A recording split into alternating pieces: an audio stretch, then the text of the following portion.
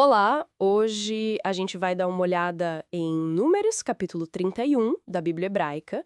A narrativa já começa com uma ordem bem direta do Senhor para Moisés, né? Vingar os israelitas contra os midianitas. E olha só, seria a última campanha militar liderada por Moisés antes da morte dele, segundo o texto. Exatamente. E Moisés não perde tempo. Ele age imediatamente, né? Convoca o povo, pede para armar homens para essa vingança do Senhor. Isso, 12.000 homens, 1.000 de cada tribo de Israel.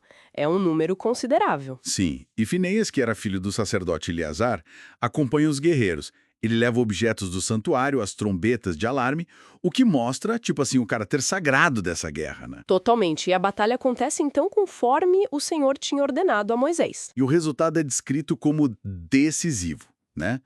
Todos os homens medianitas são mortos, incluindo os 5 reis deles, Eve, Requem, Zur, Hur e Reba. E também, olha só, Balaão, filho de Beor, que já tinha aparecido antes, morto à espada junto com Pois eles. é.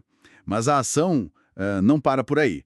Nos combatentes, os israelitas capturam as mulheres e as crianças midianitas e levam tudo como despojo, rebanhos, gado, bens. E não só isso, eles queimam totalmente as cidades e os acampamentos de midianitas. Aí todo esse saque, pessoas e animais incluídos, é levado para Moisés, para o sacerdote Eleazar e para toda a comunidade israelita que estava acampada. Só que, quando o exército volta vitorioso, a reação de Moisés é Inesperado. ira. Ele vai direto nos comandantes e pergunta por que eles deixaram as mulheres midianitas vivas. Um ponto bem forte no relato. E Moisés apresenta a justificativa ali mesmo. Ele responsabiliza essas mulheres, dizendo que foi por conselho de Balaão, por terem desviado os israelitas lá no incidente de Pior, sabe? Ah, sim, aquele episódio que resultou numa praga entre o povo do Senhor. Exato. E a ordem de Moisés, então, é bem severa. Ele manda matar todos os meninos midianitas e todas as mulheres que já tivessem tido relações sexuais. Nossa, E quem sobra? apenas as meninas virgens. A instrução é explícita: guardai-as para vós. Quer dizer, elas seriam poupadas para serem integradas de alguma forma aos israelitas. Bem específico. E o capítulo continua com detalhes, né? Sobre rituais de purificação. Quem matou alguém ou tocou num cadáver tinha que ficar fora do acampamento por 7 dias. Sim, e a purificação era feita no terceiro e no sétimo dia. Isso valia para os soldados e para os cativos também. E não só pessoas, né?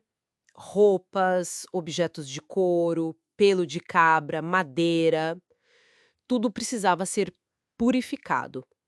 E o sacerdote Eleazar ainda reforça a lei sobre os metais capturados. Ouro, prata, bronze, ferro, estanho, chumbo. O que aguentasse fogo passava pelo fogo e depois pela água de purificação. O que não aguentasse, tipo tecido ou madeira, passava só pela água. Era um sistema bem detalhado, né? Para lidar com a impureza da guerra. Com certeza. E depois de tudo purificado, vem a questão do saque. Como dividir tudo isso? O Senhor instrui Moisés e Eleazar a fazer a contagem de pessoas e animais capturados e dividir igualmente, metade para os soldados que foram à guerra, metade para o restante da comunidade. Isso. E ainda tinha um tributo, tipo um imposto, sobre cada metade. Da metade dos soldados, eles tinham que separar um item a cada 500, fosse pessoa, boi, jumento, ovelha, como tributo ao Senhor. Isso era entregue ao sacerdote Eleazar. E da outra metade, a da comunidade. Aí a taxa era maior, 1 para 50. Essa parte ia para os levitas, que eram os responsáveis pelo serviço do tabernáculo, né? Pela manutenção do culto. Os números que o texto apresenta são impressionantes. Fala em 675 mil ovelhas, 72 mil bois, 61 mil jumentos e 32 mil mulheres virgens como o espólio total. É muita coisa. E o texto detalha bem a divisão, quanto foi para cada grupo, quanto foi para o tributo do Senhor, quanto para os levitas. É bem matemático. Sim, e tem um detalhe final interessante também. Qual? Os oficiais do exército, os comandantes, vão até Moisés. Ah, sim. E eles relatam que fizeram a contagem dos soldados e, surpresa, nenhum deles morreu na batalha.